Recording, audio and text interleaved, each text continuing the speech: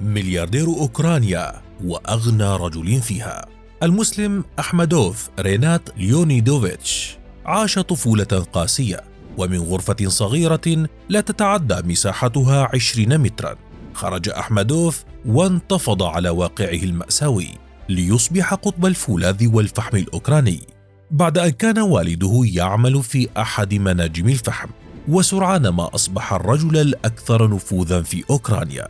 شارك في الحياة السياسية، فدعم فيكتور يانوكوفيتش ووقف ضد فولودومير زيلينسكي، واتهم بانقلابه عليه لصالح روسيا التي تسببت بخسارة أكثر من ثلثي ثروته.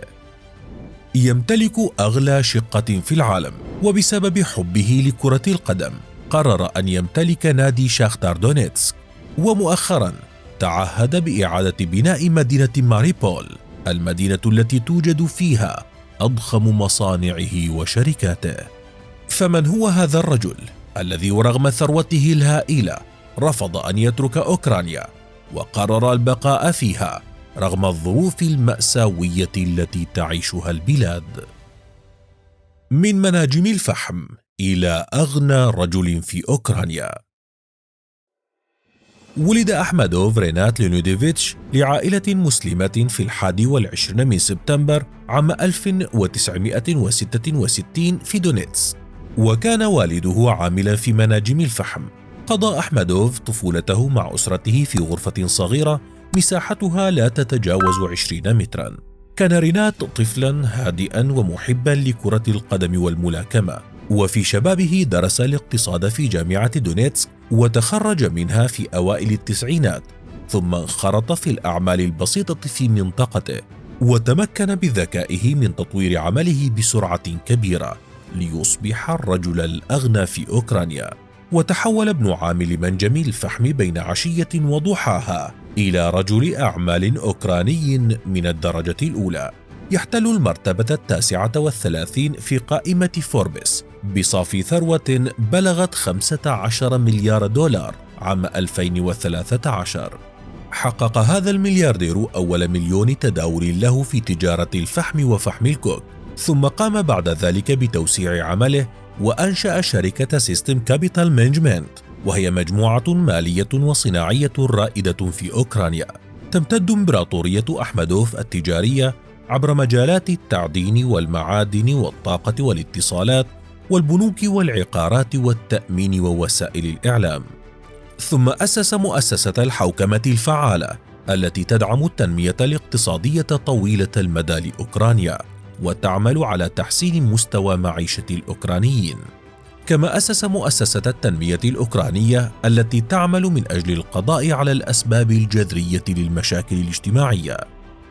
يمتلك أحمدوف أغلى شقة في العالم بقيمة 213 مليون دولار، حيث تمتد هذه الشقة الفاخرة على مساحة 25 ألف قدم مربع.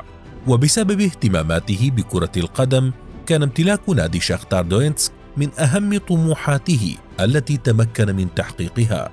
ولأحمدوف أيضا علاقات سياسية قوية، حيث كان له تأثير كبير على الساحة السياسية الأوكرانية، وعرف بأنه الراعي الأول لفيكتور يانوكوفيتش مرشح الانتخابات الرئاسية لعام 2004.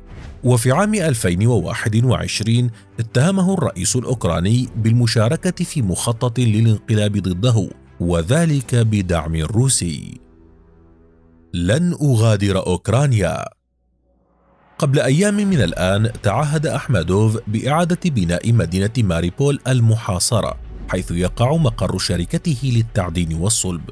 كما تعهد بإعادة ترسيخ البلاد كمنافس عالمي بعد انتصار أوكرانيا في هذه الحرب، وتحويل ماريبول إلى منافس لإنتاج الفولاذ في الأسواق العالمية. فبسبب القصف الروسي للمدينة تم تعطيل أكثر من ثلث طاقة إنتاج المعادن في أوكرانيا، وذلك وفقا لشركة أخميتوفز ميتنفيست التي تعد أكبر مصنع للصلب في البلاد. وبالرغم من الدمار الذي لحق بأوكرانيا، إلا أن أحمدوف يرفض الخروج من البلاد ويخطط للبقاء فيها. وصلت ثروة أحمدوف عام 2013 إلى 15 مليار و300 مليون دولار أمريكي، لكنها انخفضت بشكل كبير بعد ضم روسيا لشبه جزيرة القرم في عام 2014، ولم يتبقى منها سوى أقل من 4 مليارات دولار، وفقد على إثر ذلك جميع الشركات والأصول التي كان يمتلكها. وبالرغم من هذا الانخفاض الكبير في ثروته، إلا أنه ما زال الرجل الأغنى في أوكرانيا. برأيك، هل يصمد أحمدوف ويبقى في البلاد كما وعد، أم أن لتطورات الحرب رأي آخر؟